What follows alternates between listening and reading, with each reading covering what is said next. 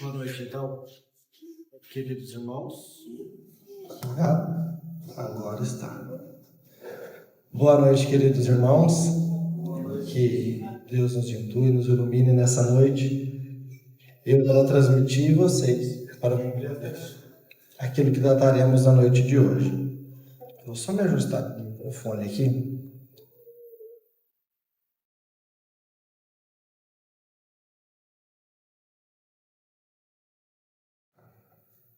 Pronto. Agora acho que a gente consegue. E trataremos nessa noite a respeito de alguns aspectos que tratam sobre a criação. Quando nós falamos do âmbito de criação, é algo muito amplo em nosso vocabulário, é algo que alcança, vamos dizer assim, patamares, ideias que às vezes transcende ao que imaginamos. Mas a gente vai encontrar a importância de considerarmos esse fator de criação dentro da nossa cultura. Em nossa mente, em nosso âmbito de construção como um ser divino que somos, não simplesmente do ser num sentido físico, é muito importante o nosso âmbito de criação. Tanto é que os mais antigos, eu vivenciei isso, hoje eu experiencio esse fato. Quando a gente vê um pequenino chegando perto da gente, a gente fala assim: você é filho de quem? Né? É uma forma de nós termos uma referência de quem que vem aquela pessoa. Para a gente entender melhor o quanto que a gente faz esse rastreamento, eu gosto de usar uma ideologia que acontece muito quando tem festa. Sabe quando a gente vai numa festa de aniversário, você come o bolo, você fala: foi fulano que fez. Você comprou em tal lugar, não foi? Pelo sabor do bolo, pelo sabor do salgadinho, nós sabemos aonde foi comprado, aonde foi produzido. Aí o fato de como nós damos importância ao Criador. E quando a gente fala dessa importância do Criador, não dá para nós não nos arremetermos à ideia da nossa criação. De tudo aquilo que nós conhecemos como criado. Que nós vimos, que nós temos a oportunidade de ver aquilo pronto. Sempre nos arremetemos à ideia de quem que é o Criador e de como aquilo foi criado. Eu não sei vocês como que experienciam a juventude, eu acredito que isso seja de forma geral nos dias de hoje, de os pequenos quererem saber como que aquilo foi feito e o porquê de tudo. Eu tenho um exemplar na minha casa que ele quer saber da formação atômica das coisas, é algo extraordinário. Se eu não sair formado PhD em física dessa vida, nunca mais eu saio. Porque é tanto porquê dentro de casa, ele quer saber até a formação, como eu disse, atômica de algumas coisas. E isso nos arremete, nos traz de volta a ideia de nós querermos saber da nossa criação.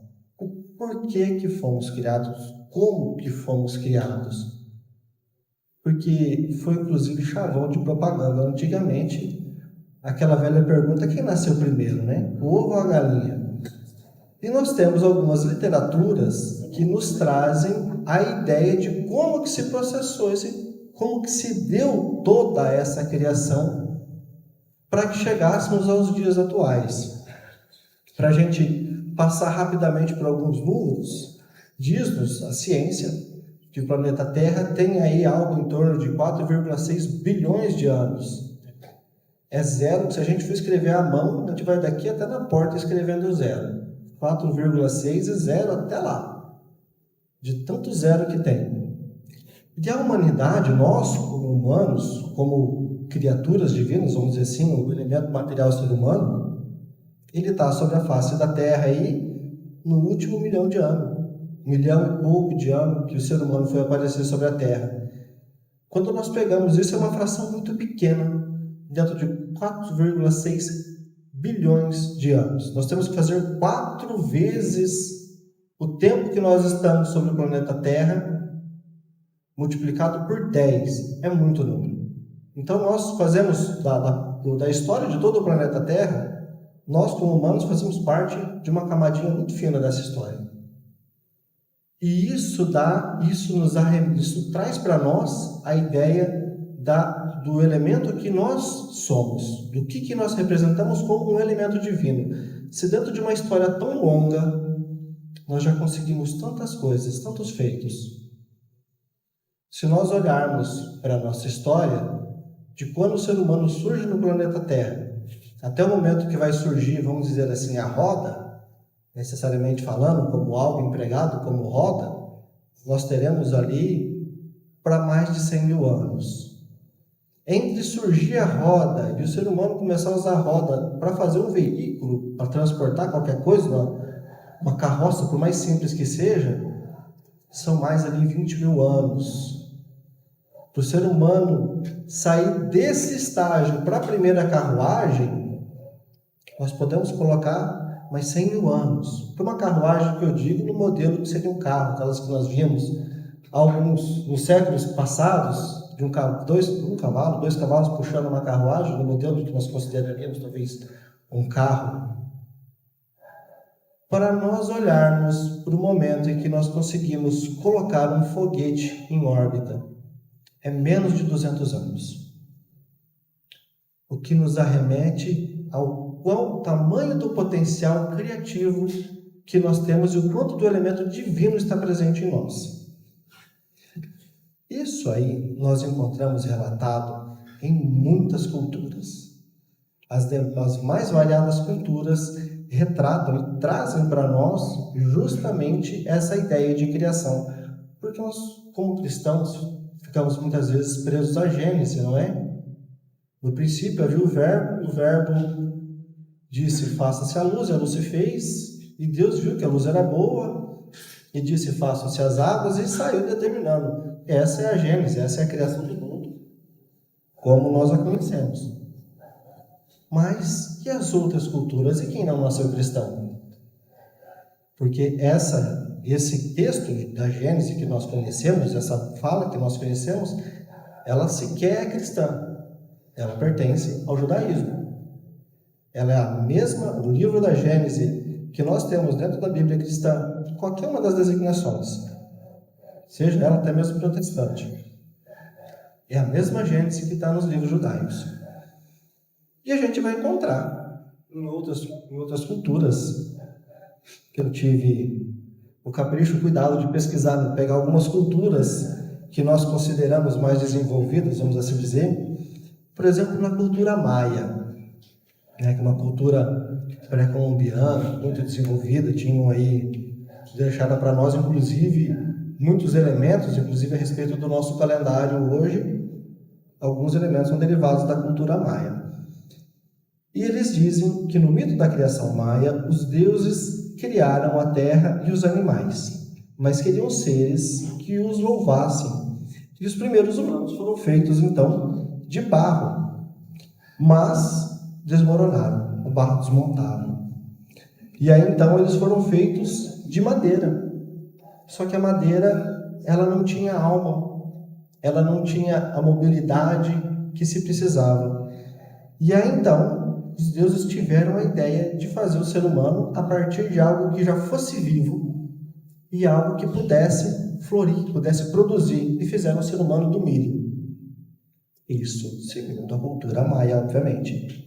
No mito da criação deles está no livro chamado Popol Vuh, que é um livro sagrado que fala do surgimento do homem e como os deuses criaram a terra e depois os animais pesados, em seguida os animais leves, separaram o céu das águas e como eles queriam seres que os pudessem adorar e fossem capazes de falar. Só que eu acho interessante alguns aspectos que eles nos trazem nesse texto, que eles falam aqui da sequência com que tudo foi criado. E nós encontramos outras culturas falando da mesma coisa. Cultura grega, por exemplo. No mito grego da criação, havia um deus chamado Caos. É a primeira vez que eu ouvi dizer que o Caos era um deus, mas havia o Caos. E o Caos originou, então, ele teve a ideia de criar alguma coisa e ele criou, então, outros deuses. Ele criou a deusa Gaia, que representa a Terra, o deus Urano, que representa o céu, e Pontus, que é o deus que representa o mar. E Gaia e Urano, por sua vez, geraram titãs. E, além dos titãs, eles geraram os ciclopes e hecatônquiros, que eram seres com 100 braços. Hecatônquiros vem de 100. Então, imagino eu que devem ser seres que produziam aí, um produzia por 100, né? Devia ser alguém que desenvolvia muito.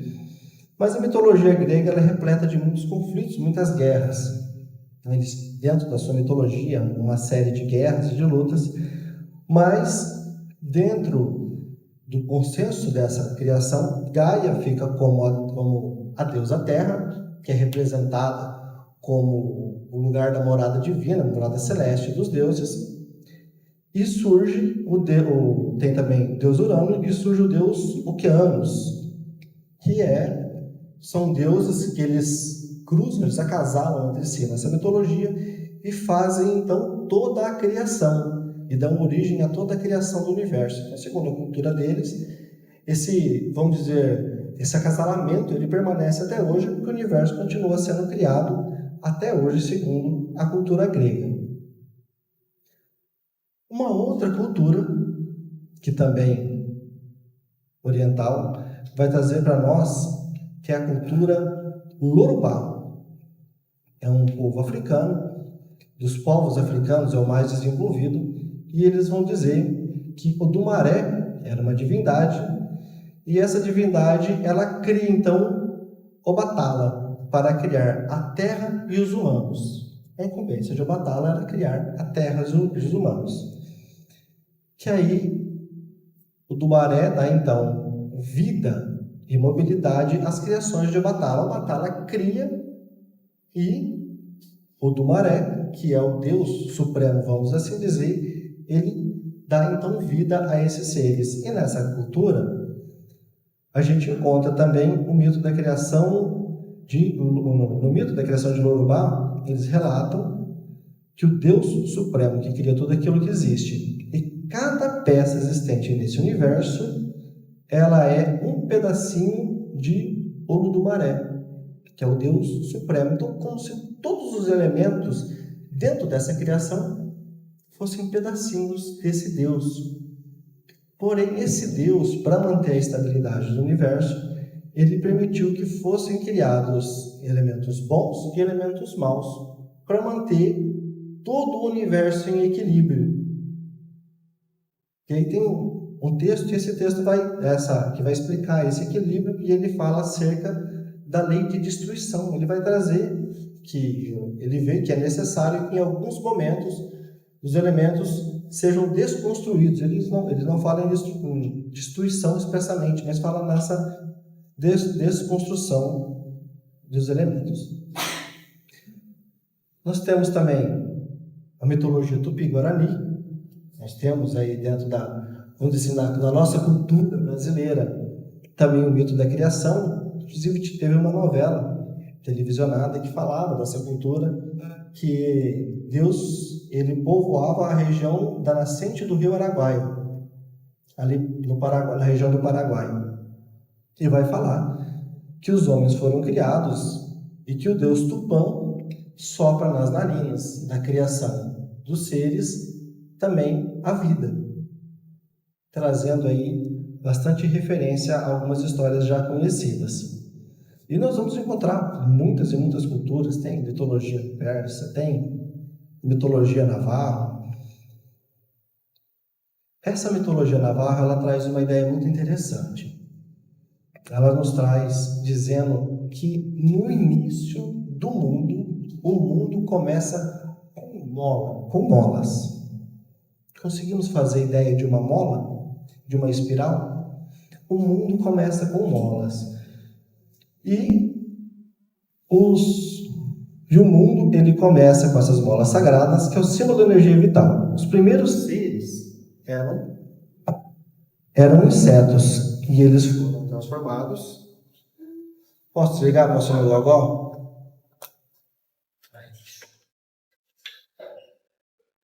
Deixa eu usar meu potencial italiano agora na história.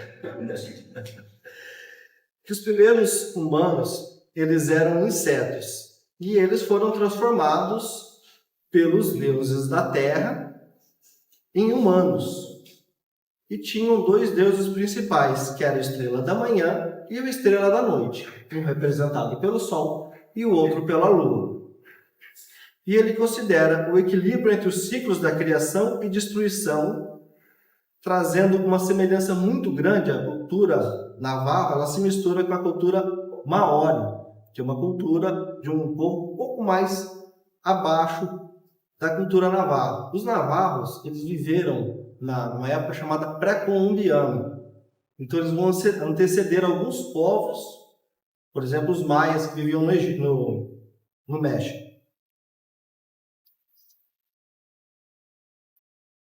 E aí nós vamos encontrar, como eu estava dizendo no início, justamente a ideia de que todas essas histórias que chegam para nós, todas essas histórias que chegaram para os mais diversos estudiosos do mundo, sempre despertou a curiosidade. Por que eles dizem isso? Da onde que esse povo tirou essa ideia? Como que eles conseguiram imaginar tudo isso? Fica uma pergunta agora, realmente, por que muitos deles trazem uma ideia muito semelhante sobre essa criação, sobre deuses que criam e que eles formam, e como que é trazido a vida para esses seres, a necessidade desse ser dentro da criação ter essa diferenciação de um ser que ele é pensante, é um ser que louva aos deuses. Kardec, como vem em pleno iluminismo, em plena época das luzes, vamos assim dizer, né, considerado pela história aí, na época das luzes, né, postumamente alguns cientistas que já tinham trazido um fruto muito grande para a ciência, Kardec vem com essa mesma indagação. Na época, para a gente ter ideia, Darwin tinha recém-publicado a teoria da evolução das espécies.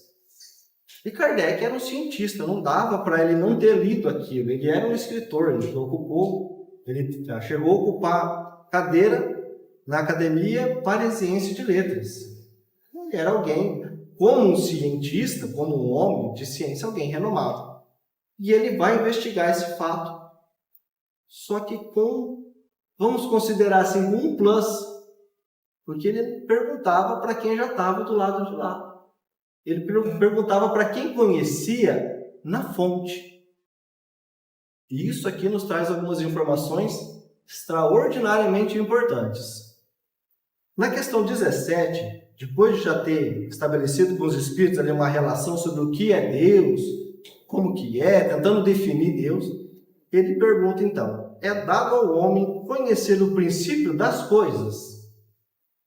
O ser humano vai conseguir, traduzindo aqui a pergunta de Kardec, o ser humano vai conseguir responder quem nasceu primeiro?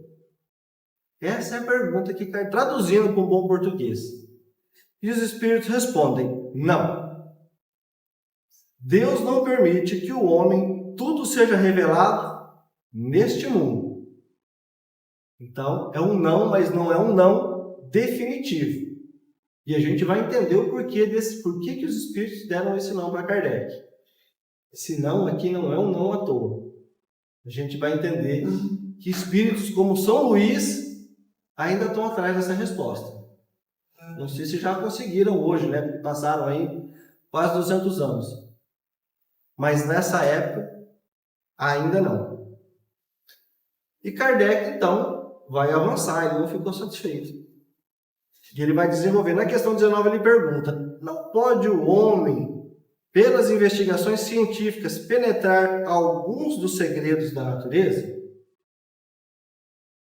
Então, Kardec, nesse momento aqui, ele faz, vamos dizer assim, uma sinuca de bico. Porque Darwin já tinha publicado o desenvolvimento das espécies. Lembra de Charles Darwin? Ele tinha ido às Ilhas Galápagos, tinha vindo, né? As Ilhas Galápagos ficam aqui na América do Sul. Tinha vindo às Ilhas Galápagos, tinha estudado algumas espécies, tinha visto a evolução. Nós já tínhamos criado e muito bem desenvolvida dentro da biologia as leis de Mendel. Não sei se todos conhecem Mendel. Foi um biólogo, ele cruzou as sementes de ervilha. Ele catava ervilha amarela e cruzava com ervilha verde. E aí dava uma ervilha amarelinha. E ele catava a produção das ervilhas amarelinhas e cruzava. A ervilha voltava a ficar amarela. Então ele sabia, uma ervilha amarela predomina sobre a verde. Ele já tinha estabelecido algumas leis. E Kardec tinha essa ciência. E ele vai de encontro. E ele pergunta isso aos espíritos. Os homens podem penetrar algumas leis da natureza? E os espíritos são categóricos na resposta. Eles dizem, a ciência lhe foi dada para o seu adiantamento em todas as coisas. Importante aqui ressaltar que o bom espírito não gasta expressão. Quando o bom espírito fala, ele está expressando aquela ideia exatamente para um pouco mais. Então eles dizem que a ciência nos foi dada para o adiantamento em todas as coisas. Ele, porém, não pode ultrapassar os limites que Deus estabeleceu. Graças a Deus, nós temos esses limites, não é? Porque senão teríamos sido extintos com a primeira bomba lançada sobre o Japão. Porque quando foi feito aquele ataque, quem atacou, usando um bom português nosso, estava com um ranço muito grande. Estava com ódio no coração medonho. Ele queria atacar tudo que tinha. Graças a Deus, ainda não se conhecia muitas das técnicas que nós temos hoje. Então, à medida que nós vamos progredindo moralmente, algumas coisas do ambiente, da inteligência são reveladas a nós. Porque nós devemos muito a esses cientistas que descobriram algumas dessas coisas. Se nós hoje temos aí no nosso bolso um dispositivo que nos diz data, hora e a nossa localização geográfica com precisão, é graças à dedicação dos cientistas que descobriram coisas como essas.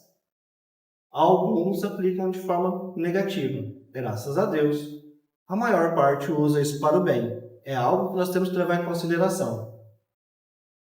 Porque quando nós estudamos dentro do ambiente da tecnologia, o quanto que se avança, o quanto que se consegue, é algo extraordinário. Eu costumo dizer, não dá para um cientista que faz um cálculo para arremessar algo no espaço, rumo a Plutão, e saber que aquilo vai chegar lá naquele dia, naquela hora, não acreditar em Deus. Esse é o tipo da revelação que muitas vezes não chega de forma explícita, mas chega por vias divinas aos homens. E Kardec ele vai avançar dentro de todo esse processo investigativo. E ele pergunta, então, já tendo algum material na mão, ele vai indagar. Dado ao homem receber, sem ser por meio das investigações da ciência, comunicações de ordens mais elevadas acerca do que lhe escapa ao testemunho dos sentidos? Vamos entender que é pergunta de Kardec. Que a gente não pode esquecer que Kardec é um espírito elevado. Como eu disse, espírito elevado não desperdiça expressão. Ele não desperdiça termo. Então vamos entender aqui o que ele quer perguntar quando ele fala de ordens elevadas acerca do que lhe escapa dos sentidos.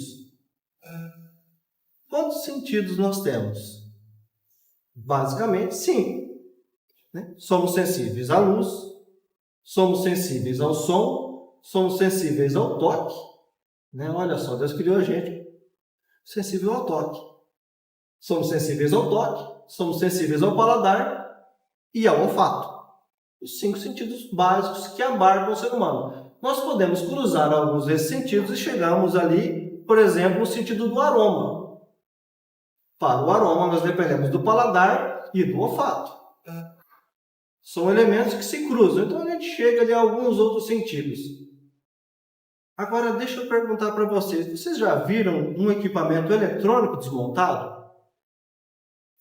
Um computador que quebrou, um celular que quebrou, tiveram a curiosidade de abrir aquilo? Vocês já viram o tamanho daquele componente? Quando a gente fala em microchip, aquilo dali que a gente vê, ainda está no nível, ali está beirando o nível do microchip. Beirando. Aqui na eletrônica chamamos de SMD. Quando a gente fala em em chip de celular, processador de celular, chip de computador, processador de computador, nós falamos em armazenamento em nuvem, são elementos que exigem componentes de ordens picométricas. Sabe o que é isso? É como se a gente fizesse igual a conta dos milhões de anos da Terra, mas do contrário. A gente escrevesse aqui no chão 0, e com zerotela na porta. E colocar um valor. É o tamanho. Isso graças à criação da ciência. São elementos que fogem aos nossos sentidos. Se nós não tivermos uma máquina para fabricar, a gente não consegue. Nós não conseguimos isso, humanamente falando, nos foge.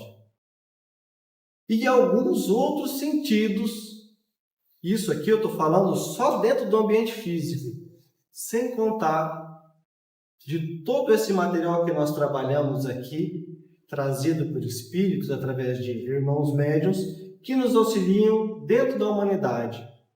Quantas pesquisas não foram desenvolvidas a partir de comunicações que chegaram dos espíritos? Se eu perguntar aqui muito fácil, quantas vezes nós vimos reportagens na televisão de estudos estabelecidos somente sobre o famoso santo sudado? Um único elemento.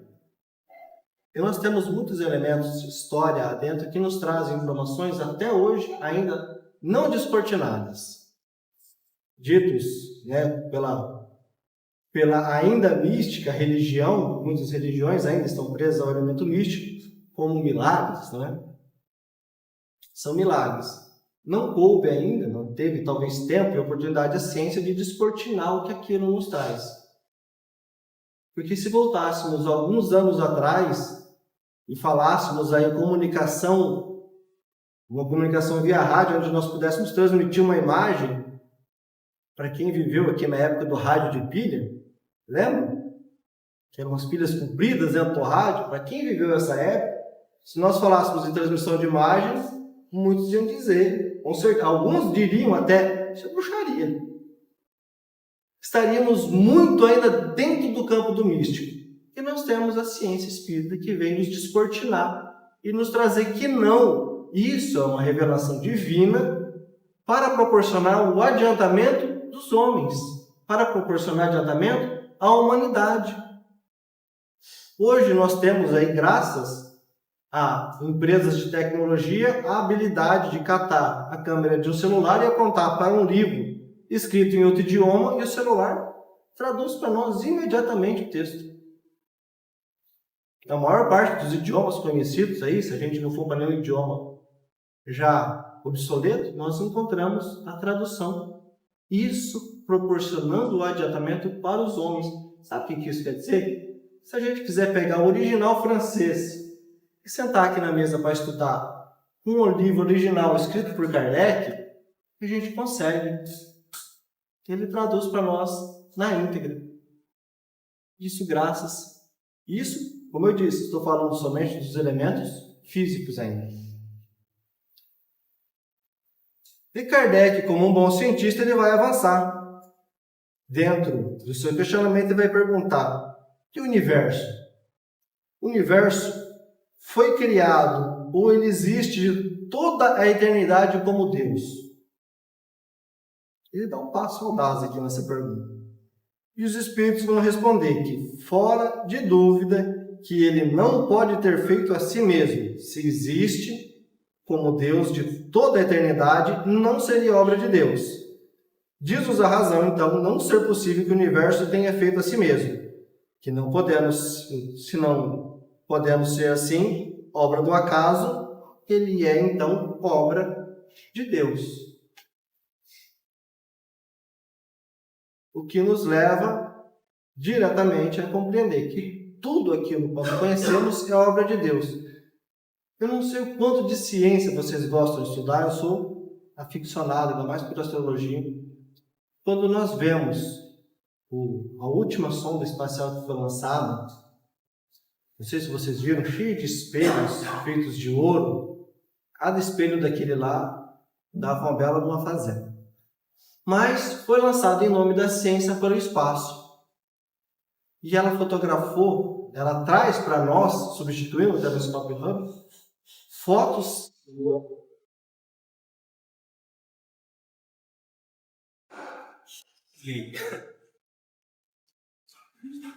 Posso? Ele traz para nós fotos extraordinárias, sensacionais, que nos arremete a distâncias que a gente ia não só daqui até na porta, a gente ia daqui até na rua, escrevendo zero, para alcançar as distâncias que ele nos traz notícias da evolução do universo. Ele traz para nós informações, por exemplo, de uma estrela, não sei se vocês já ouviram falar de Canis Majoris, ou Cão Maior, é um Sol, que ele está não muito longe, dá só uns 400 mil anos-luz da Terra, sabe? Então não está tão longe assim. Se ele estivesse no nosso sistema solar, a órbita dele chegaria em Saturno. Tão grande que é esse Sol. Se a luz do Sol demora 8 minutos para vir do Sol até aqui. Então, quer dizer, o Sol está meio longe. Vamos fazer 8 minutos a 300 mil quilômetros por segundo, dá para ir longe. Imagine o tamanho dessa estrela. Essa sonda traz para nós esse tipo de informação. Agora, se com esse telescópio tão poderoso a gente não consegue enxergar a borda do que a gente chama do nosso universo conhecido, que tamanho é esse Deus? Aqui entra a grande pergunta. Que tamanho é esse Deus? Que para criar algo com uma potência desse tamanho, não sei se vocês já tiveram a oportunidade, bom, vocês com certeza tiveram, tem uma barragem aqui perto, de ver a potência que é o vertedouro de uma barragem. A gente está vendo água fluindo de um rio que não é dos maiores do mundo. A gente já acha aquilo uma potência extraordinária, já é fantástico. Imagine a potência de um Sol. Imagine a potência dessa estrela. Para ser o elemento criador de tudo isso. Vamos fazer essa breve reflexão sobre o tamanho desse Deus. E aí Kardec vai trazer-nos na questão 59, não é uma questão, ele disserta. Exatamente, já tendo naquela época, Kardec como um leitor de ciência, como um cientista, ele já conseguia fazer ideia de tudo isso que a gente refletiu aqui agora, rapidamente. E ele vai discorrer muito racionalmente, inclusive sobre o mito adâmico. Porque quando nós pegamos o elemento, vamos dizer assim, a história de criação do universo como cristão nós conhecemos, a gente vai ver que Deus criou o mundo em 6 dias. Como se Deus fosse um mágico. Como se ele chegasse e dissesse, faça-se a luz e surgisse a luz em todo o universo. Porque a luz, ela não surge só no planeta Terra. Quando nós pegamos essas sondas que estudam os sóis, por exemplo, essa estrela que eu disse, Canis Majoris, se ele está a 400 mil anos luz da Terra, a luz que chega para nós hoje saiu de lá há 400 mil anos. Pode ser que ele não exista mais. Pode ser que ele já tenha estourado e a gente não ficou nem sabendo. Não escutamos nem o estouro. Tão longe que está. Então, quando Deus diz, faça-se a luz, não é somente o nosso Sol que ele acende. Todo o universo. Mas o que nós trazemos, eu digo aqui como nosso, porque sou cristão como todos aqui, a Gênesis que chega para nós vai dizer que Deus criou as águas e que ele separa as águas de cima das águas de baixo. Coisa curiosa. Aqui estava falando das nuvens de chuva e do mar. Ou será que quem trouxe essa história para nós, semelhante ao índio navarro que veio transmitindo essa ideia de que no começo haviam molas, eu acredito que todos já tenham visto o formato da nossa cadeia de DNA. A nossa cadeia de DNA é no formato de mola. Da mesma forma que nós encontramos essa figuração de que o mundo foi criado em 6 dias, que foram separadas as águas, de que Deus cria primeiro os grandes animais, igual na cultura maia, que foram criados grandes animais, depois os pequenos, nós vemos que quem acompanhou esse processo de criação, quem está desenvolvendo isso, trouxe a mesma ideia para todos os povos. Foi o mesmo elemento de criação que agiu sobre todo o nosso planeta. E Kardec vai discorrer nessa questão 59 justamente acerca desse tema, explicando que o mito de Adão é um mito, é uma história que foi criada para explicar, para sustentar naquele período em que a humanidade era mais infantil, a ideia da criação. E dá para o povo que seguisse aquela cultura um norte, um rumo. Porque quando ele diz que dentro da própria Gênesis, convidados aí a quem tiver ainda a Bíblia em casa olhar, quando Deus diz que se eles comessem do fruto da árvore da sabedoria, eles morreriam, não seriam expulsos do paraíso. Se eles comessem do fruto da árvore do bem e do mal, eles morreriam.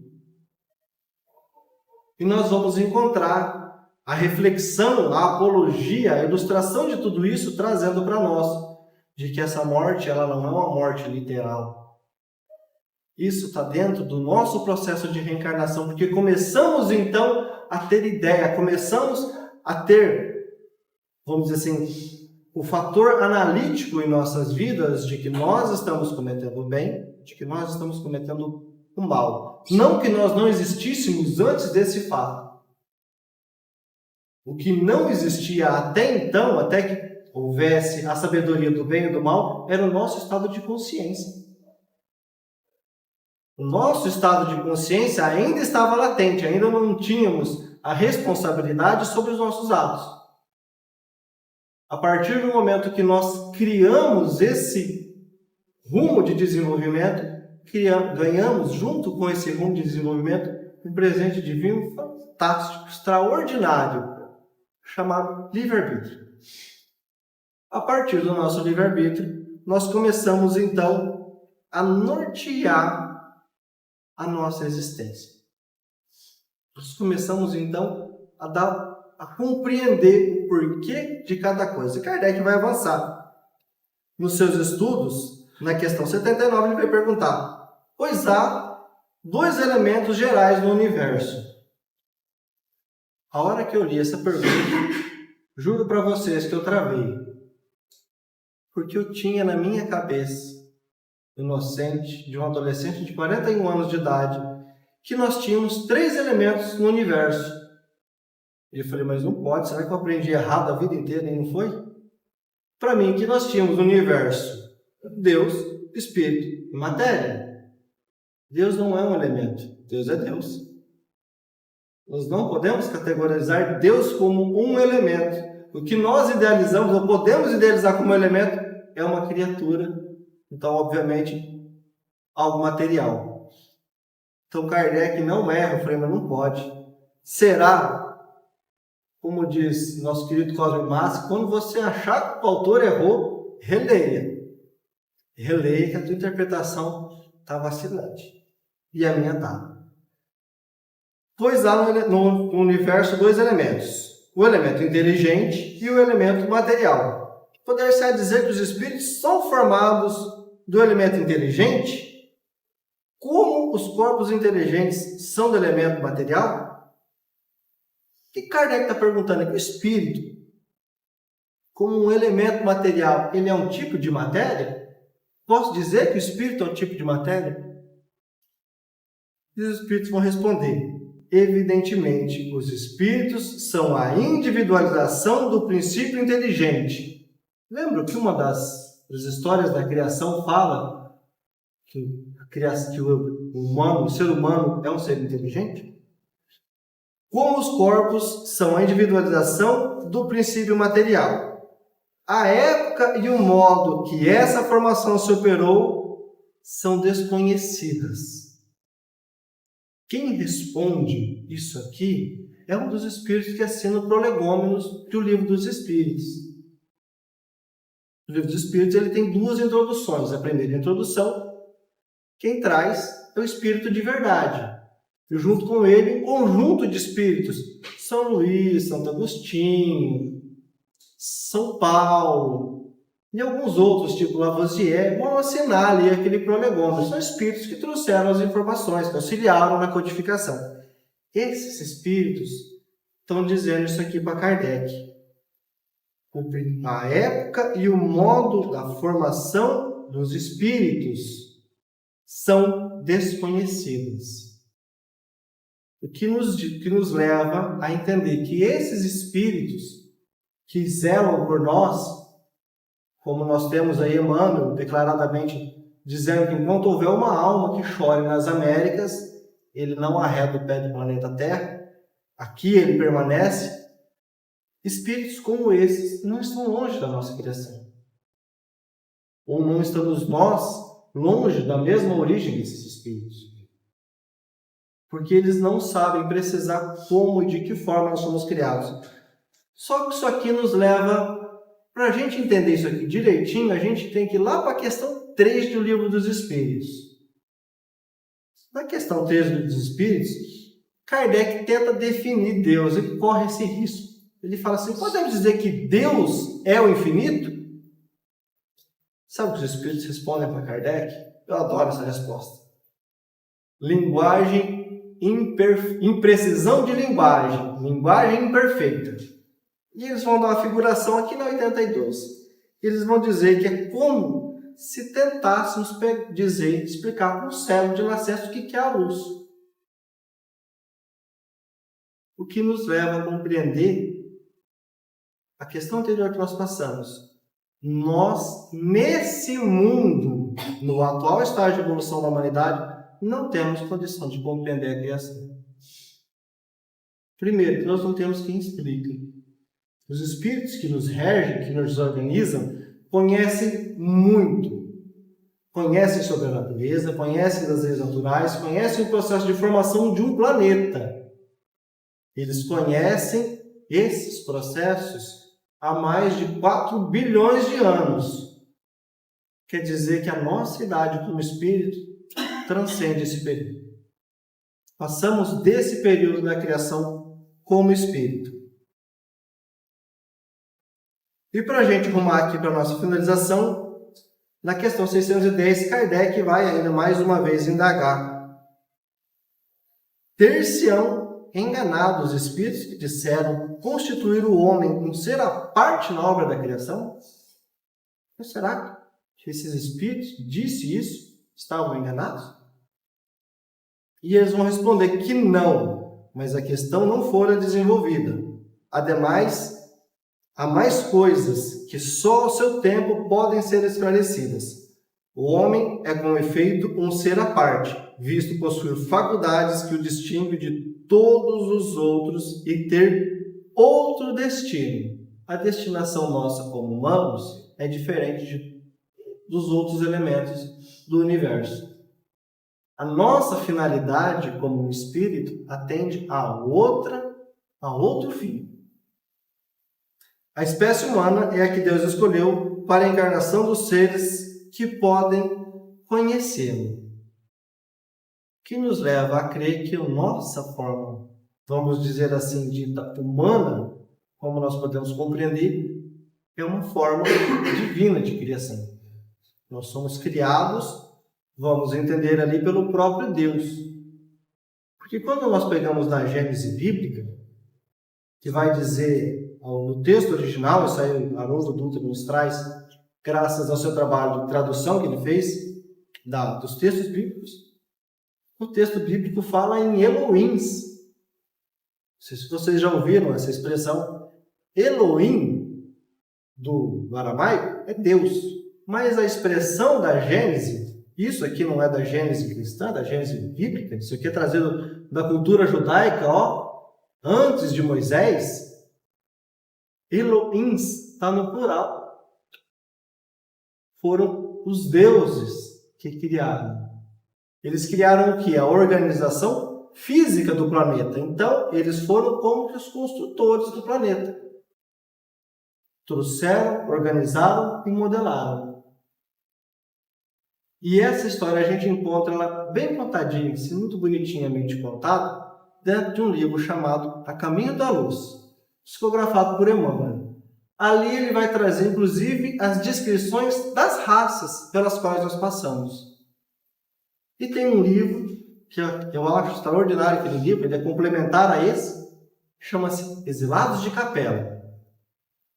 Exilados de Capela traz para nós informações que, pasmem, eu li esse livro já faz bastante tempo. Eu vi semana passada. Um amigo me mandou, falou assim, ó, ele me viu estudando sobre o assunto, ele falou, dá uma olhada nisso. Coisa de uns 8 meses atrás, um dos satélites lançados em parceria entre a Índia, o Brasil e a União Europeia, fez um mapeamento da Amazônia. Mas o mapeamento do Sol, ele ignora as árvores, não sei qual que é a tecnologia. E ele achou, na Amazônia, uma cidade. Quem de vocês lê notícias, de repente ouviram isso aí, eu não acompanho pela TV, mas foi mapeado uma cidade. Quando a gente lê o Exilados de Capela, fala de uma cidade naquela região. O dia que eu li aquilo, eu falei, a Federação fala. Eu tenho contato com a Malena, ela falou uma vez, esse livro é meio fantasioso, não vai por tudo que está escrito nele, não. E essa ideia veio, coincidentemente, eu preparando esse material de encontro que é encontrado, que nos arremete de que tem muitas informações ainda, na nossa história, a serem descobertas. Eu fico, vamos dizer assim, às vezes boquiaberto com o que Kardec nos traz, não é? Há tanto tempo atrás, e infelizmente nós temos pessoas que ainda dizem que Kardec está ultrapassado, não é?